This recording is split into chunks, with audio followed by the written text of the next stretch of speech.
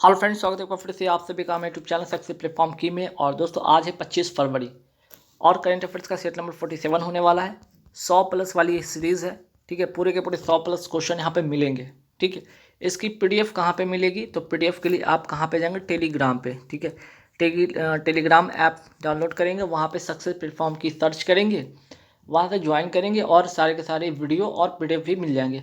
हालांकि सारे के सारे जो अब तक मैंने 46, ठीक है, 1 से लेकर 46 तक के जितने भी सेट मैंने अपलोड किया है, सारे के सारे वीडियो को प्लेलिस्ट में मैंने बना कर रख दिया है, वहाँ से भी आप देख सकते हैं। लिंक सारे के सारे वीडियो को डिस्क्रिप्शन में भी रहेगा, वहाँ से भी आप एक्सेस करके देख सकते हैं। तो आइए आज के महत्वपूर्ण सवाल करंट अफेयर्स के जो एग्जाम में छपने वाले हैं, तो शुरू करते हैं। फर्स्ट सवाल पे आते हैं कि प्रतिवर्ष जो केंद्रीय उत्पाद शुल्क, ठीक है, प्रतिवर्ष केंद्रीय उत्पाद शुल्क दिवस कब मनाया जाता है? तो बहुत आसान से इसका आंसर तो हो जाएगा, ठीक है, 24 फरवरी, ठीक। लेकिन कुछ इसके बारे में और भी चीज़ें जानेंगे। कुछ एक्स्ट्रा फैक्ट में क्या आएगा? एक्स्ट्रा फैक्ट में ये है कि जो यहाँ पे उत्पाद जो शुल्क है ना, ये उत्पाद शुल्क ये है क्या? डायरेक्ट टैक्स है कि इनडायरेक्ट टैक्स, ठीक है। मीन्स कि क्या आपका प्रत्यक्ष कर है कि अप्रत्यक्ष कर? तो ये हो जाएगा इनडायरेक्ट टैक्स, है ना, यानी कि अप्रत्यक्ष ये कर हो जाएगा, ठीक है। ये इनडायरेक्ट टैक्स कहलाएगा, ठीक। यहाँ से एक और सवाल बनता है कि इनडायरेक्ट टैक्स में एक और चीज़ आता है, वो क्या है? जीएसटी, ठीक है। इसी में एक आता है जीएसटी। अगर मैं बात करूँ जीएसटी का, तो इस समवर्ती सूची पर आधारित जो टैक्स है 101वां जो है, ठीक है, 101वां कॉन्स्टिट्यूशन अमेंडमेंट, ठीक है, इसके तहत। दूसरी चीज़ इसमें कि 1 जुलाई 2017 को, क्या 1 जुलाई 2017 को ये लागू हुआ था?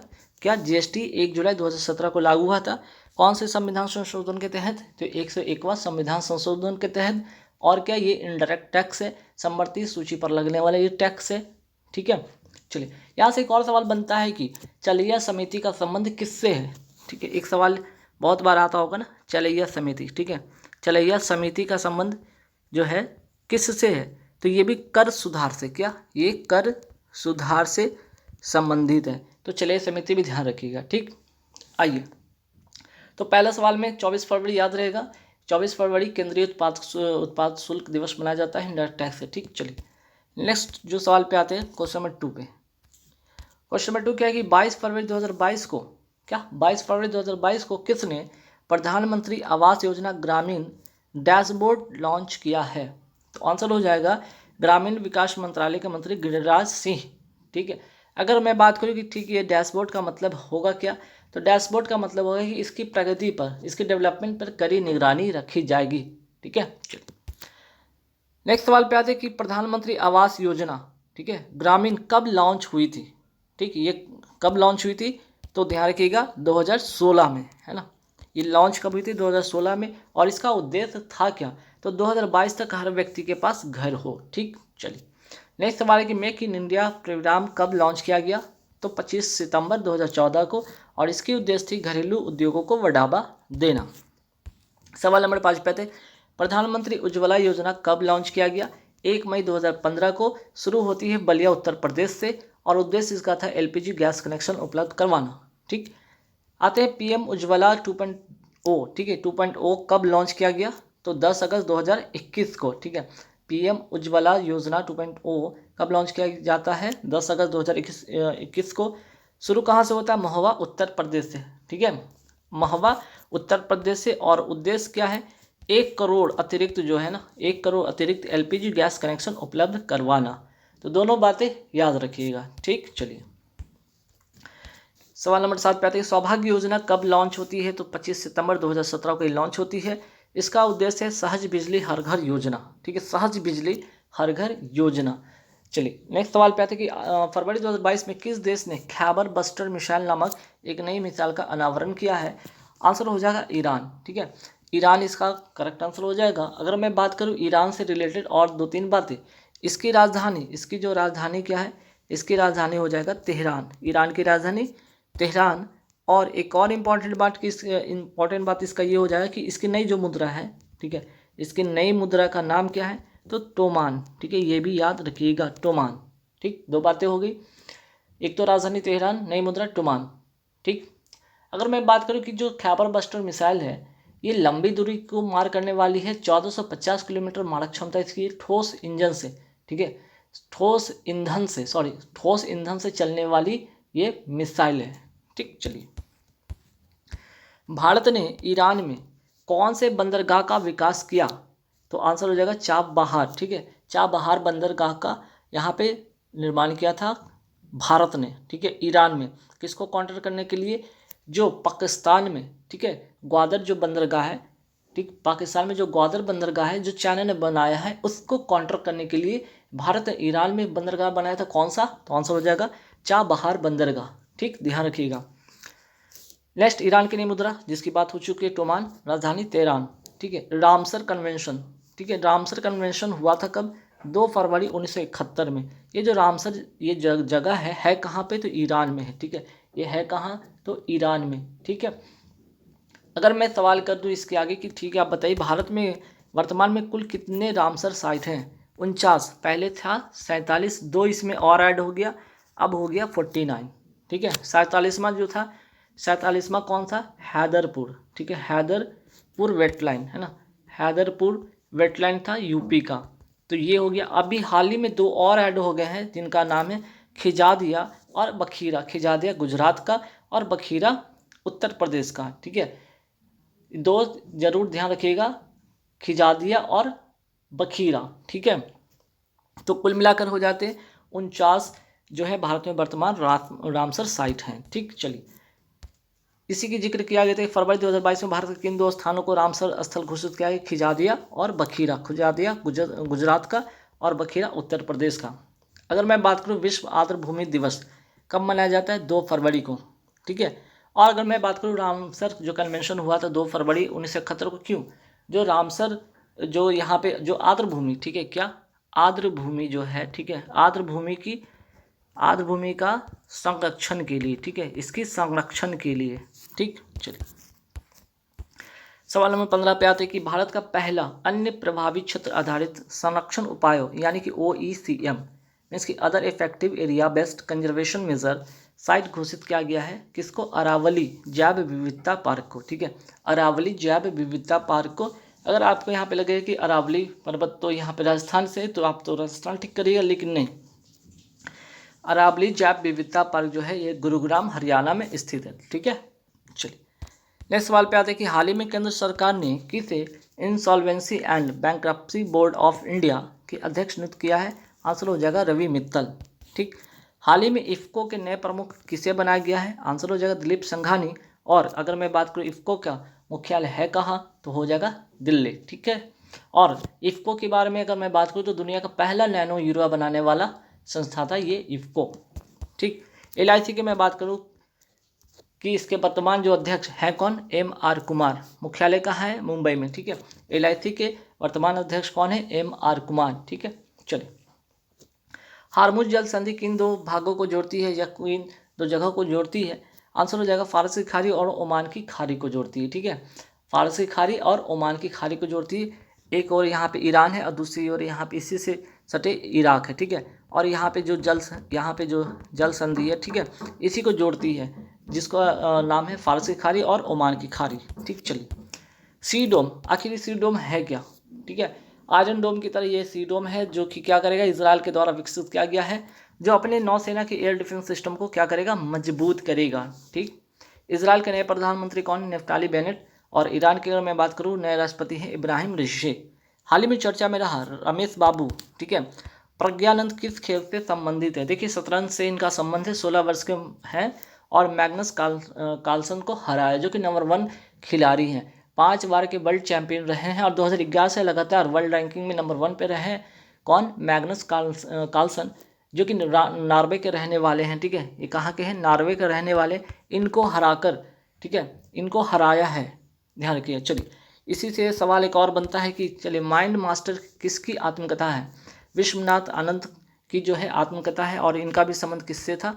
शतरंज से ही है। ठीक है, और मैं बात करूँ भारत के पहले ग्रैंड मास्टर भी हैं और भारत का पहला राजीव गांधी खेल रत्न पुरस्कार अगर दिया भी किससे गया था 1991-92 का, तो किसको? विश्वनाथ आनंद को।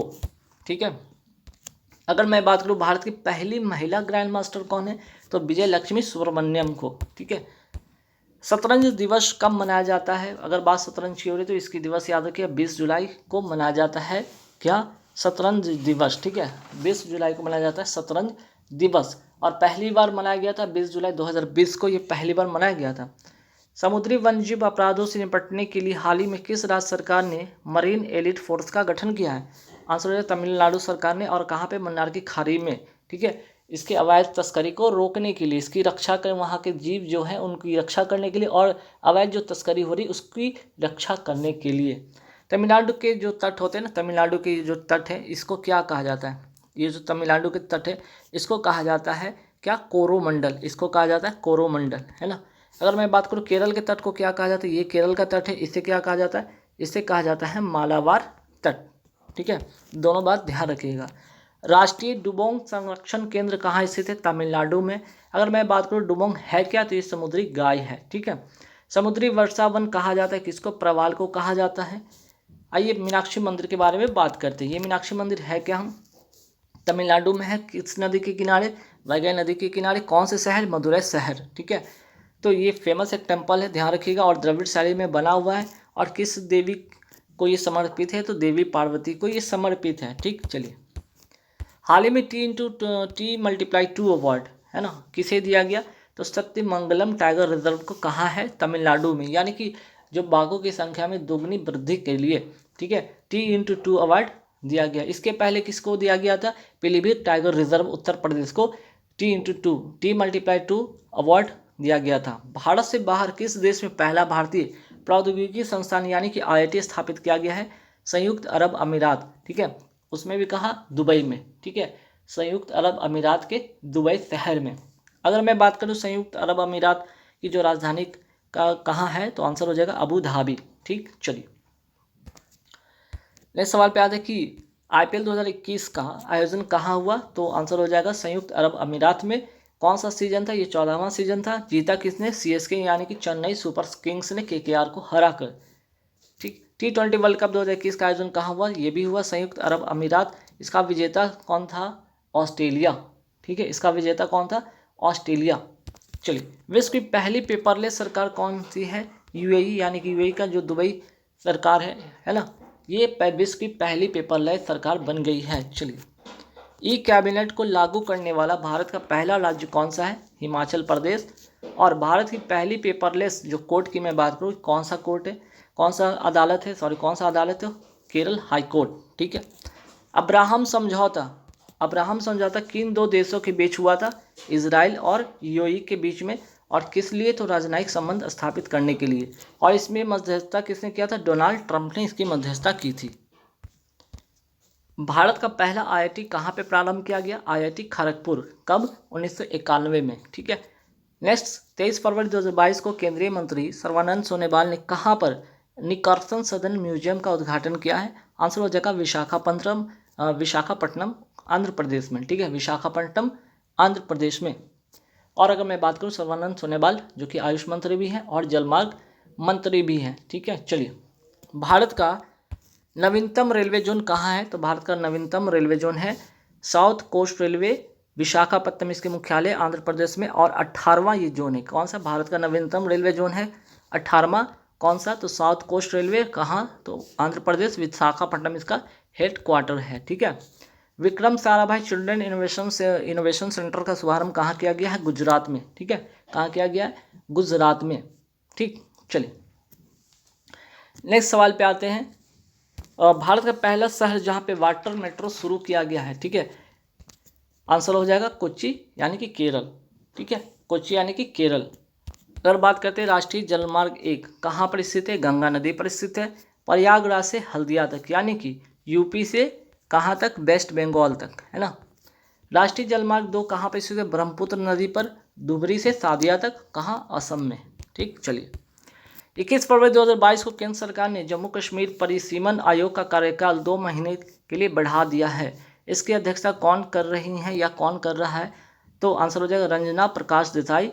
इसके इनकी जो है 2 साल मीन्स कि 2 महीने के लिए जो कार्यकाल इनको बढ़ा दिया गया है। ठीक है, होता क्या कि जम्मू कश्मीर से जो लद्दाख अलग होता है तो वहाँ पे जो सीटों की संख्या 114 करने की बात कही गई और इसी के लिए परिसीमन इसका जो है इसकी परिसीमन किया गया और जम्मू कश्मीर जो है जम्मू कश्मीर परिसीमन आयोग का गठन होता है 2020 में, ठीक है। इसकी अध्यक्षता किसको दी गई? तो इसकी अध्यक्षता दी गई रंजना प्रकाश देसाई को, जो कि सुप्रीम कोर्ट की पूर्व न्यायाधीश थी। अब इनकी जो है कार्यकाल को क्या किया है, 2 महीने के लिए बढ़ा दिया गया है, ठीक है, ध्यान रखिएगा। तो यहाँ पे एक परिसीमन की बात होती है, परिसीमन आयोग है क्या, तो इसके बारे में जाने कि लोकसभा जैसे लोकसभा की सीट होती है, विधानसभा की सीट होती है, इन सीटों की एरिया कितना होगा ये तय करने के लिए इसका काम है। इसका काम क्या है? एरिया, इन सीटों की एरिया कितना होगा ये तय करना परिसीमन आयोग का काम है, ठीक है। अगर मैं बात करूँ परिसीमन आयोग का पदेन सदस्य कौन होता है, तो भारत का मुख्य निर्वाचन आयुक्त होता है, और वर्तमान में भारत के मुख्य निर्वाचन आयुक्त हैं कौन? सुशील चंद्रा, ठीक। केंद्र सरकार की अरोमा मिशन का संबंध किससे है? बैगनी क्रांति यानी कि लैवेंडर की खेती से, और ये है कहाँ? जम्मू कश्मीर में, ठीक है। अरोमा यानी कि सुगंध से इसका संबंध, ठीक है। चलिए, रेलवे की सबसे लंबी सुरंग का नाम क्या है? T49, है कहाँ पे? जम्मू कश्मीर में, ठीक है। और किसको जोड़ेगा? सोमवार को अर्पिंचला से जोड़ेगी, ठीक। सोमवार को कहाँ से जोड़ेगी? अर्पिंचला से जोड़ेगी। चलिए, विंटर ओलंपिक 2022 के लिए क्वालिफाई करने वाले एकमात्र भारतीय खिलाड़ी कौन थे? आरिफ खान, जम्मू कश्मीर के हैं, ठीक है। और इनका खेल है स्काइंग, ठीक है, स्कीइंग इनका खेल है, ये भी ध्यान रखिएगा। अगर मैं बात करूँ विंटर ओलंपिक 2022 का आयोजन हुआ कहाँ? चाइना में, बीजिंग के अंदर, और पहला स्थान पे रहा नॉर्वे। इसका शुभंकर का नाम क्या था? बिंग डुएन, ठीक। भारत का पहला आपातकालीन एयर लैंडिंग किस नेशनल हाईवे पर हुआ है? NH-925, है कहाँ? बाड़मेर, राजस्थान में। एशिया का सबसे बड़ा बायो CNG प्लांट कहाँ तैयार होगा? इंदौर शहर में, मध्य प्रदेश के, ठीक है। ONGC की पहली महिला निदेशक बनी है अलका मित्तल। नेक्स्ट सवाल पे आते हैं, प्रतिवर्ष भारत में मृदा स्वास्थ्य कार्ड दिवस कब मनाया जाता है? 19 फरवरी को, ठीक है। और इसका टैगलाइन है स्वस्थ धरा खेत हरा, ठीक है, स्वस्थ धरा तो खेत हरा। अंतर्राष्ट्रीय मृदा दिवस, बात अगर मृदा की हुई तो अंतर्राष्ट्रीय मृदा दिवस ध्यान रखिएगा 5 दिसंबर को मनाया जाता है यह दिवस। किस मृदा को, ठीक है, किस मिट्टी को रेगुर मिट्टी कहा जाता है? काली मिट्टी को कहा जाता है। और किसके लिए बहुत इंपॉर्टेंट हो जाता है? कपास की खेती के लिए, और दक्कन के पठार के क्षेत्र में ये मिट्टी पाया जाता है। अगर मैं बात करूँ कि जो मिट्टी में, ठीक है, मिट्टी में क्या होना चाहिए? नाइट्रोजन, फास्फोरस और पोटास कितनी मात्रा में होनी चाहिए? 4:2:1 में होना चाहिए। केरल की जो मोनोजाइट मृदा है या मिट्टी है उसमें वो किसके लिए समृद्ध है? तो थोरियम के भंडार के लिए समृद्ध है।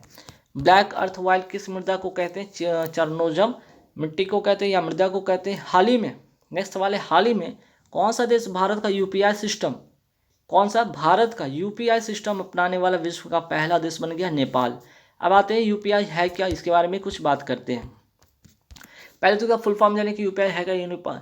यूनाइटेड नहीं, यूनिफाइड पेमेंट, ठीक है, इसको थोड़ा सा ठीक कीजिए, यूनिफाइड, ठीक है, यूनिफाइड जो है कर लीजिएगा, यूनिफाइड है ना, यूनिफाइड पेमेंट इंटरफेस। यह एक क्या है? एप्लीकेशन है ना, ये क्या है? एक एप्लीकेशन है जिसमें जितने भी बैंक हैं उनका अकाउंट, ठीक है, एक ही एप्लीकेशन में है, और इसी का नाम दिया गया UPI, ठीक है।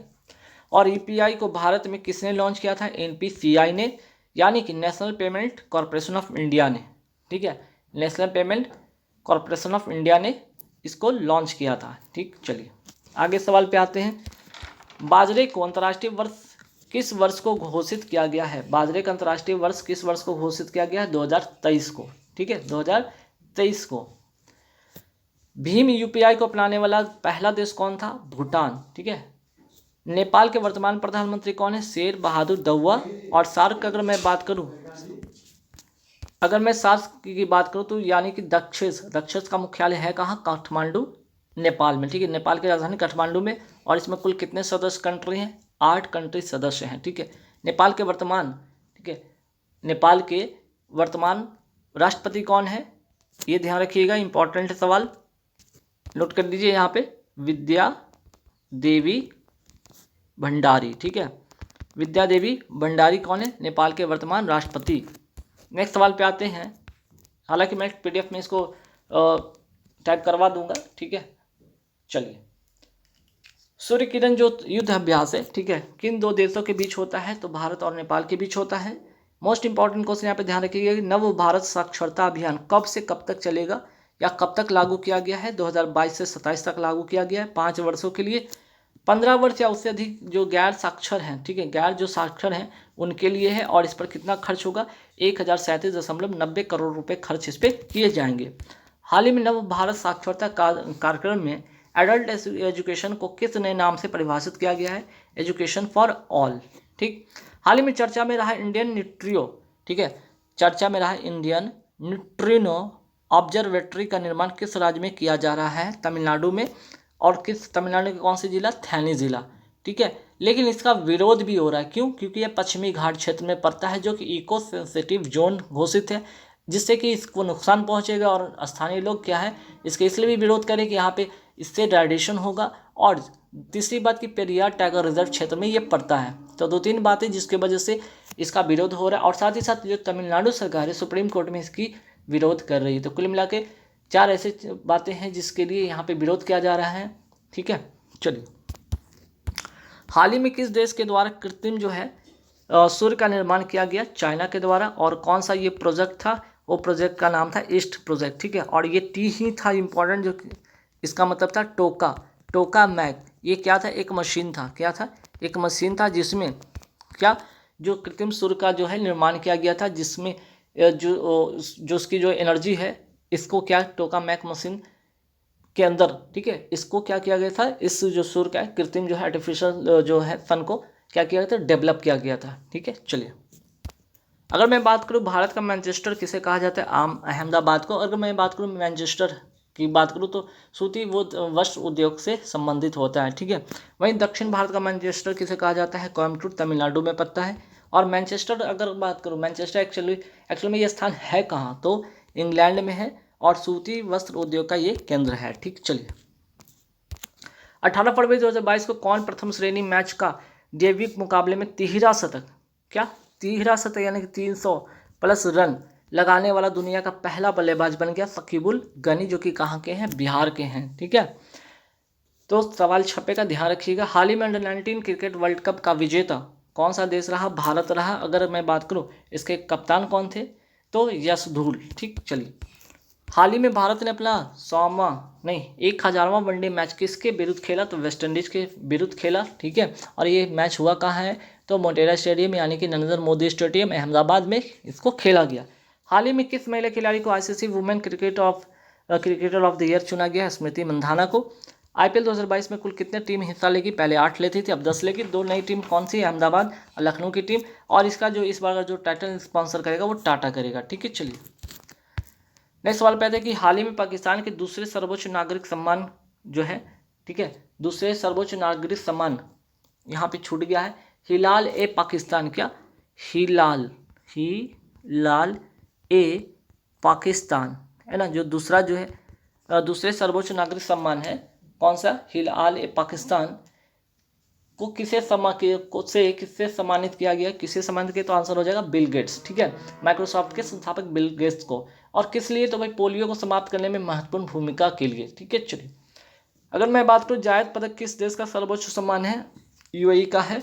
लीजन द ऑनर किस देश का? लीजन द ऑनर किस देश का सर्वोच्च सम्मान है? तो आंसर हो जाएगा फ्रांस का। और अब हाल ही में लता मंगेशकर का निधन हो गया, इन्हें यह पुरस्कार दिया गया था। हाल ही में किसे आर्थिक विकास संस्थान का निदेशक नियुक्त किया गया है? तो चेतन घाटे को। ठीक, चलिए, बात करें राष्ट्रीय समाचार पत्रों में चर्चा में रहा परामर्श 2022 क्या है? तो इंडिया का सबसे बड़ा करियर काउंसलिंग वर्कशॉप जो बीकानेर स्थान से शुरू होता है। ठीक है, बात तो समझिएगा। इसमें होगा क्या कि स्टूडेंट को ऑनलाइन जो है करियर काउंसलिंग करने के लिए वर्कशॉप का आयोजन किया गया है, जिसमें 1 लाख से अधिक स्टूडेंट ने भाग लिया। डर्क थॉम है ना, यहाँ पे क्या डर्क थॉन है, सॉरी यहाँ पे सही कर लीजिए, डार्क थॉन 2022 है क्या? ठीक है, डार्क थॉन 2022 क्या है? तो एनसीबी, ठीक है, एनसीबी यानी कि नारकोटिक कंट्रोल ब्यूरो द्वारा ऐसी, ठीक है, ऐसी साइट्स, सिस्टर नहीं साइट्स, ठीक है, ऐसी साइट्स का पता लगाना जिससे ड्रग्स की डिलीवरी या सप्लाई होती है उस पर कंट्रोल करना। ठीक है, ऐसी साइट्स जिससे ड्रग्स की डिलीवरी या सप्लाई होती है इस पर कंट्रोल करना। ठीक, चलिए, best to wealth creation programme कहाँ प्रारंभ हुआ है? सुंदरबन पश्चिम बंगाल में। और किसके द्वारा? सिडबी द्वारा, महिलाओं के लिए। सिडबी यानी कि small industry development bank of India, small industries development bank of India. Def Expo 2022 का आयोजन कहाँ किया गया? गांधीनगर, गुजरात में। ठीक, नेक्स्ट आते हैं सवाल पे कि भारतीय रेलवे की सबसे लंबी सुरंग जिसे हाल ही में जोड़ा गया है, आंसर जो T49 सुरंग कितना किलोमीटर है? 12.758 किलोमीटर लंबी है। ये किस लिंक पर उपस्थित है? तो उधमपुर श्रीनगर बारमूला रेल लिंक पर स्थित है। ठीक है, और किसको जोड़ेगी? तो दो स्थान जोड़ेगी, वो नाम है सुंबर और अरपिनचला। ठीक, ध्यान रखिएगा।